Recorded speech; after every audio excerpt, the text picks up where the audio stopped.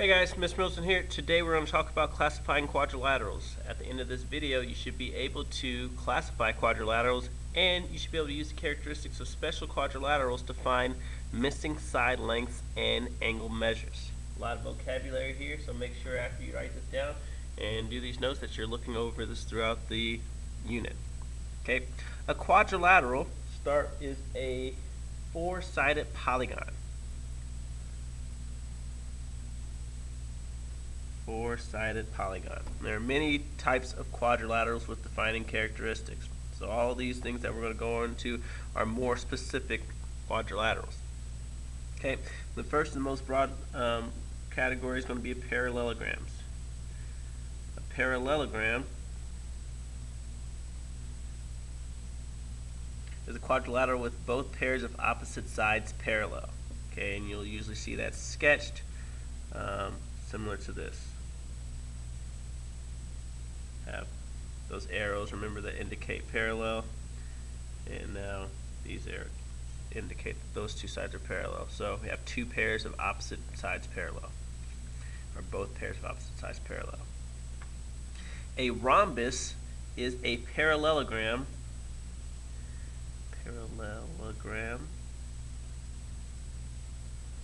with four congruent sides. Okay, so four congruent sides. It is a parallelogram, so both pairs of opposite sides will be parallel, but specifically for rhombus, four sides are congruent. Okay, a rectangle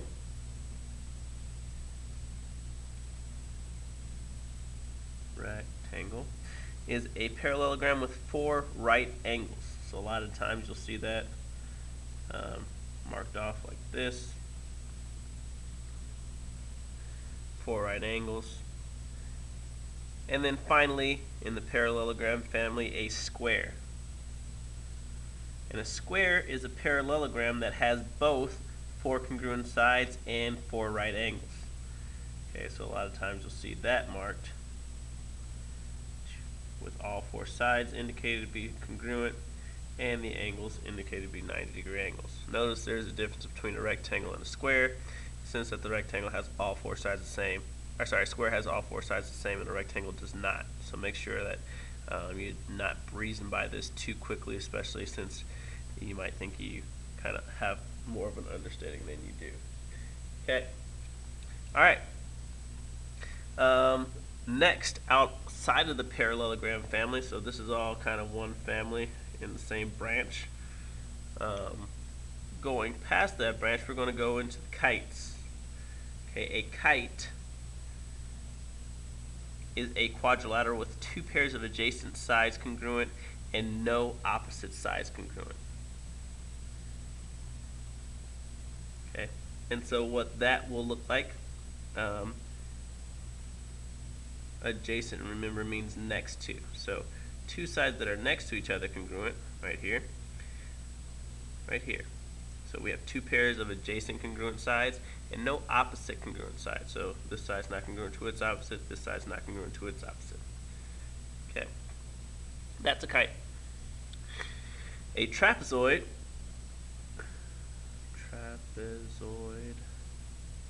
is a quadrilateral with exactly one pair of parallel sides. Okay, often you'll see a trapezoid look like maybe something like this. Okay, we have one pair of parallel sides. The other two sides are not parallel. And probably the more familiar trapezoid, or the trapezoid you're more familiar with, is an isosceles trapezoid. Isosceles.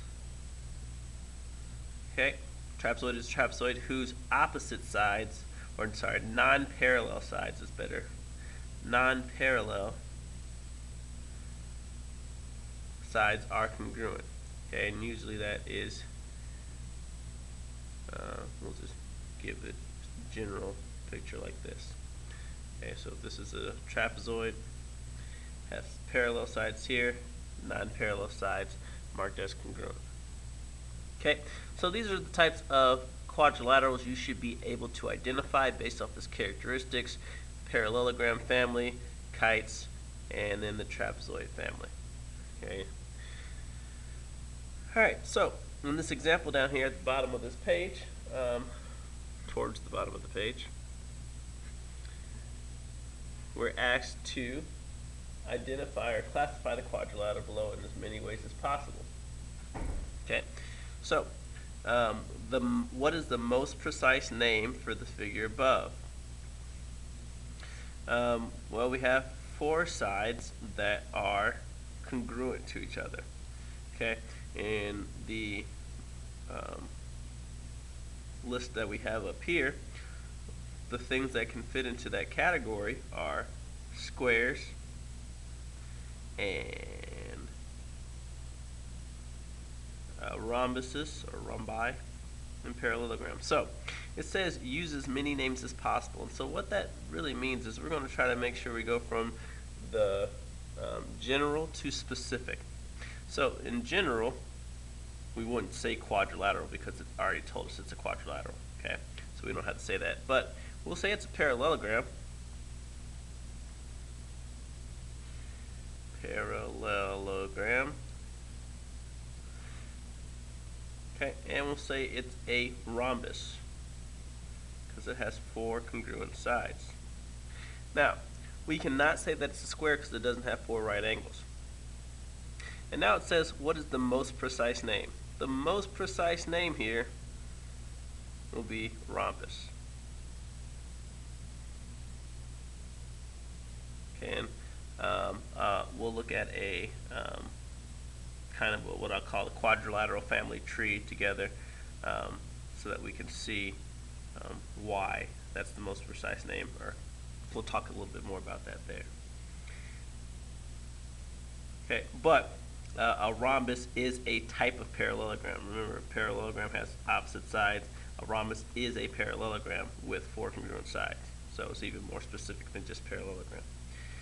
Or, I said specific, but precise.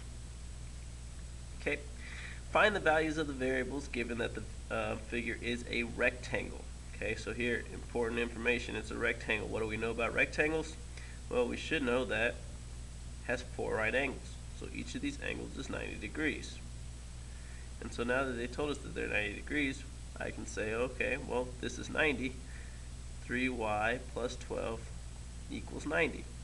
And now it's an algebra problem that I can solve. 3y will equal minus 12, 78. Y will equal, divided by 3, 26. Okay. Now that I know that y is 26, and again I know that this angle should also be 90, then I can say 8x plus 26 equals 90.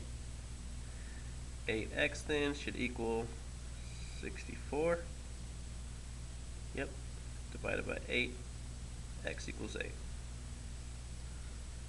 Okay, and so that's knowing the characteristics of the parallelogram or the quadrilateral, and using that to find missing values. Alright?